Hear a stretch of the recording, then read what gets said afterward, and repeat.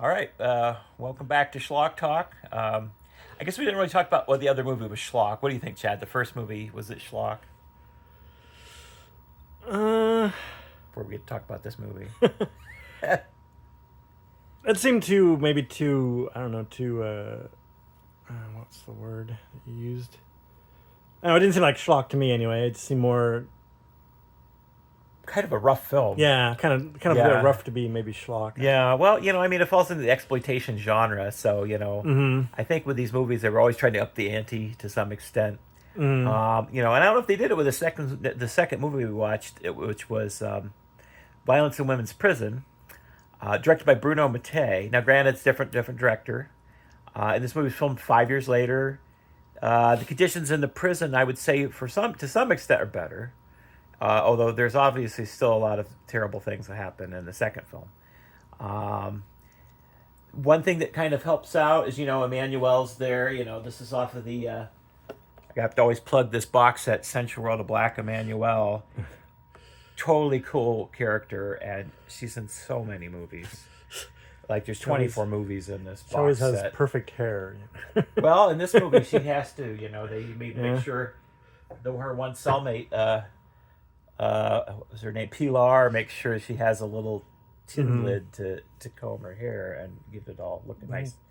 Although, I think there was definitely, again, this horror adjacent, I think, was a good label when we find out about the rats down in solitary that go and eat you alive.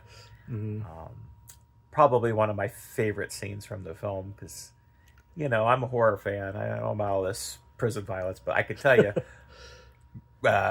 man-eating rats, definitely pretty scary when they have red eyes and scraggly fur and just pretty scary things. I don't have a whole lot to say about this movie overall other than the Emmanuel character herself, as a photojournalist, she has a lot of clout in a way because she does manage to do some great things when she actually gets away with the news, with these reports that she manages to, I guess, conceal to some extent.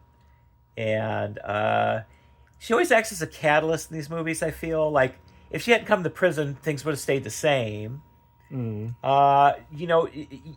people reviewed these movies sometimes and they say, well, she doesn't have a lot of agency. Well, she does, again, as a catalyst, cause certain things to happen. Like, she gets herself in a lot of trouble, so that way she gets to see all the terrible things that are happening at the prison. Fortunately for her, things weren't as bad at this prison as that prison in the other movie. What else can I say about this movie? I thought the soundtrack was kind of interesting. They had this kind of like harmonica, which kind of evoked a bit of a prison feel, I suppose.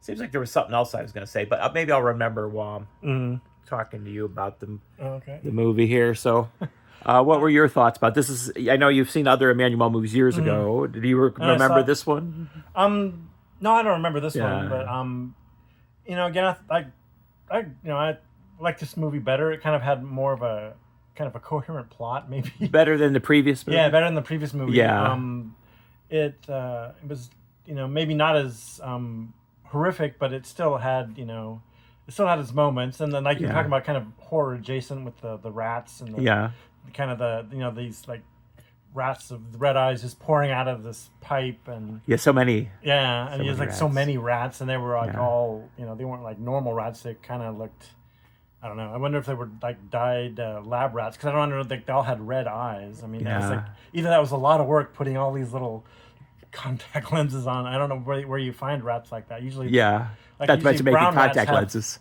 Yeah, maybe usually brown rats have like black eyes, I think.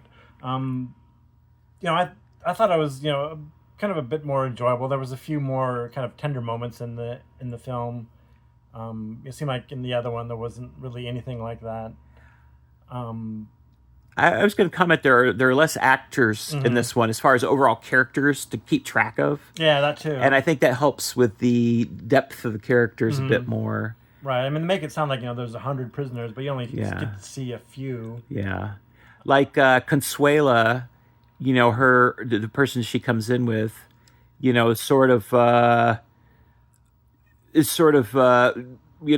at a loss when things happen to Consuela that she has no control over, and there's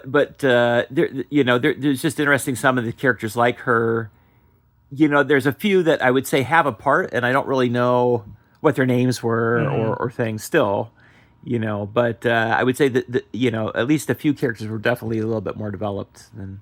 Yeah, and it's better development, and plus, you have the kind of the, Black Emmanuel, kind of that built-in character. I mean, she's brought in as a prisoner, but there's something else going on because she's in all these other kind of movies. Yeah. So I mean, but I guess the last one we saw, it was more and more of a, it kind of was a little different in that sense, but she was. Well, the other one carried.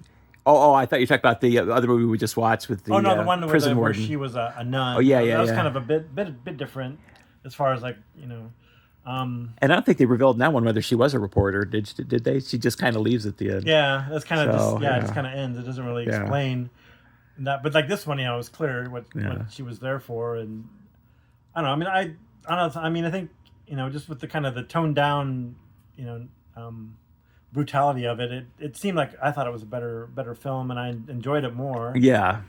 There was. And just like I said, there's kind of some more tender scenes in it, and it's made and then it also had the kind of the bonus of the horror with the kind of horror adjacent. I thought the rats, like John was saying, I like the rats. That was kind of a interesting scene, kind of a cool scene with Yeah. It's part of it's probably the director's sense of how they want to shoot a film. I mean, this Bruno Mattei, this director for this one. I don't think he was. I mean, I think he had a lot to live up to in a way. I mean, he probably worked with a lot of really well-known directors and things. So he probably wanted to put together a good, solid film. Whereas Jess Franco was definitely an indie. He was out there. He had left. I don't know how much you know about his background, but he left Spain to get away from censorship. And so he was basically shooting off the hip with some of his films because he wanted to do whatever he wanted to do. And, I mean, with these Black Emmanuel films, there were some that came out like one every month. I mean, they had to have some sort of appeal to get people to come back, Well, I like this one too, like the lighting and stuff, and all the kind of the, I don't know what you call that, the filmography or whatever. I mean, like the pictures were all, kind of framed better. I mean, I just thought, it seemed like a more professionally done, movie. And well, I'm sure that some people are going to take insult to that, Chad. I mean, the Jess Franco people, because he filmed so many movies. I mean, but then again, this like Bruno Mattei probably filmed a lot of movies uncredited or just as the camera person.